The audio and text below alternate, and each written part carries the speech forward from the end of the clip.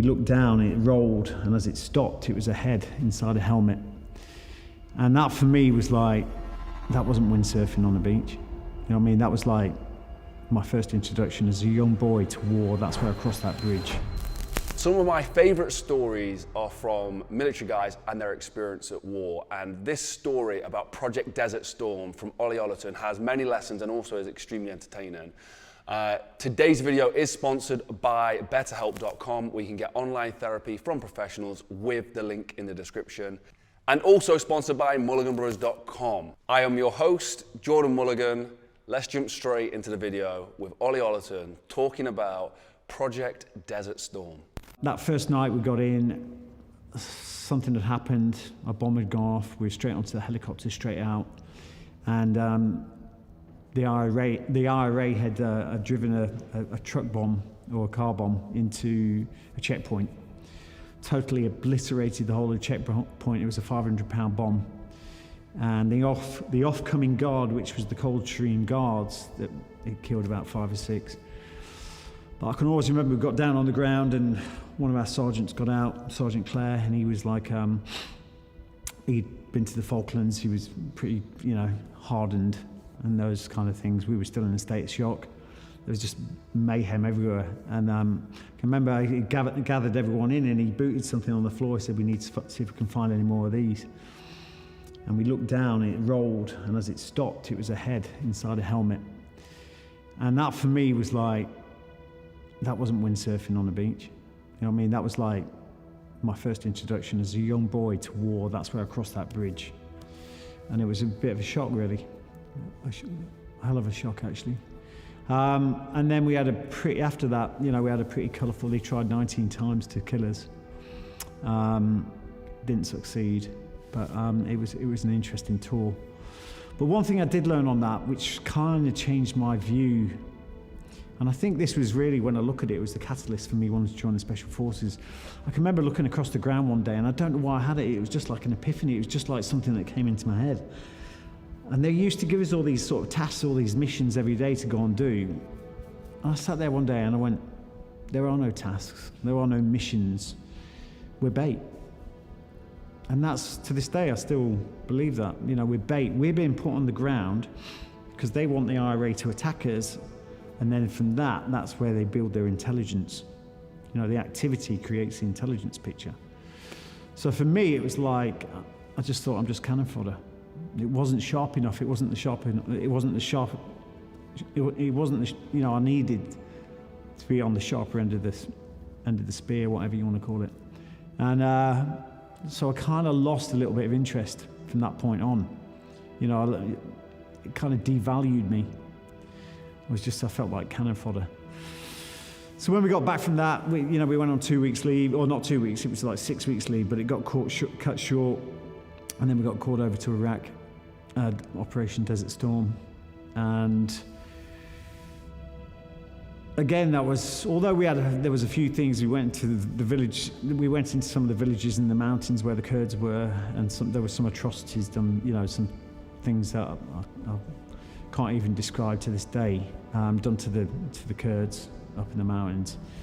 So again, that was a shock, but it's part of the education. It's part of my indoctrination into that world. But I came back from there, and although it had certain things happened and it was great, it wasn't enough. It just wasn't enough. And it got to that point where I started to lose belief in myself. And the whole, just the thought that I could be in the Special Forces, I thought, nah, that's not, I'm not prepared to embark on that journey. I just didn't believe in myself enough. And I put my notice in to leave at that point. I'd had enough. And I think I had 6 months left to do, even less than that. And I ended up bumping into my former officer who I served with in Iraq. And he was at my brother's pass out. My brother passed out as a helicopter pilot. He was a brainy one. And I saw him there and he said, what are you up to? I said, well, I'm leaving. And he said, no, are you kidding me? And I said, yeah. I said, it's not for me. And he says, mate, he said, you've got something.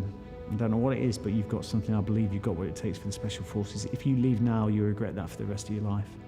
And those words from someone that I respected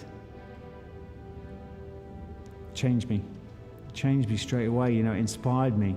Someone gave me a bit of confidence when I was lacking it, and that was phenomenal. And that gave me just that little inch of confidence to change my whole mindset and think, and just the thought of you will regret that for the rest of your life. They're powerful words, really powerful words. And if it wasn't for him saying that, I wouldn't be sat here today, and I'd be leading a very different life, whatever that would be. But that was the one turning point. I then went and got back. I took out my notice to leave, and within a month or 2 months, I was down at Hereford starting Special Forces selection. One of the youngest lads there.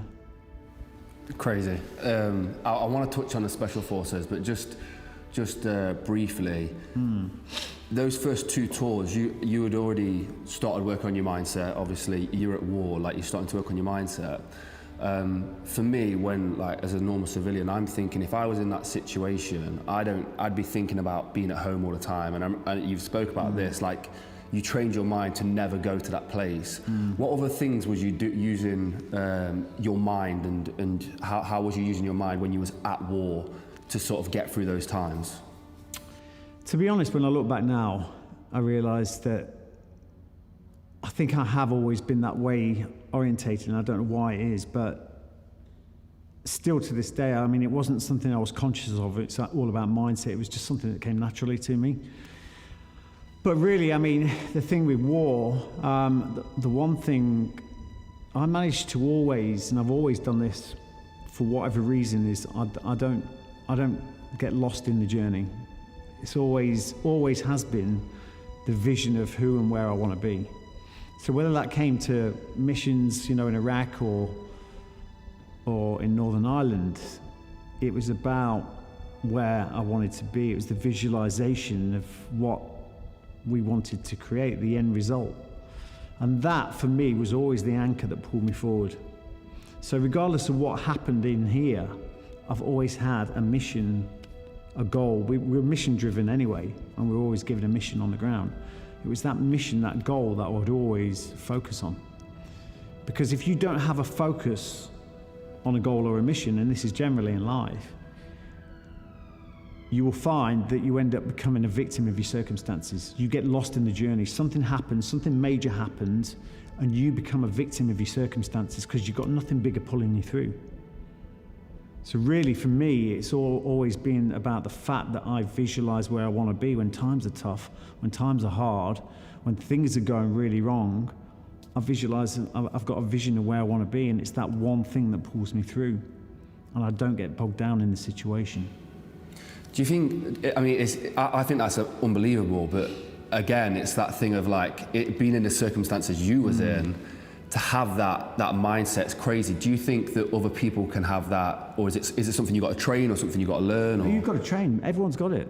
But the thing is, you go to any kind of event, you go to a corporate speaking event or whatever, you'll say, someone will say, a trainer will say, hands up here, who's got a goal? And you'll get some that put the hand up, some who like half do because they don't want to look stupid. And then you get the rest that just don't, so they don't. What people don't understand, that our subconscious is a goal-striving, goal-getting machine, and it will not stop It will not stop until it gets exactly what your dominant thoughts focus on. It doesn't matter who you are, we are all goal-driven, all of us. But the thing is, some people have a chosen goal, and some people just leave it to the massive confusion that's going on inside, which delivers them to something that they don't usually want. We are, by default, negatively wired. And the reason for that, it comes down to our evolution. Our evolution, as far as evolution is concerned, it wants us to keep doing what we did yesterday and the day before, because as far as it's concerned, that's what's kept us alive until today. It doesn't give a shit if you're happy or sad, whether it's a good situation or not. It wants to keep us in a repeat habit loop, okay? So if you're thinking negative thoughts, and we do, because we're wired that way, if you're thinking negative thoughts, you will keep getting more of that. You will keep getting more and more of that. And you have to change your mindset around that. And the only way you can do that is by having clearly defined goals. Because if you don't have a clearly defined goal, what are we giving to you? And that will be based on what your thoughts are. And there you go, Ollie Ollerton's story of Project Desert Storm. His book, I'll link it in the description. So today's video was brought to us also by audible.com, where you can get a free copy of Ollie's book if you click the link in the description, and also betterhelp.com, where you can get online therapy from professionals.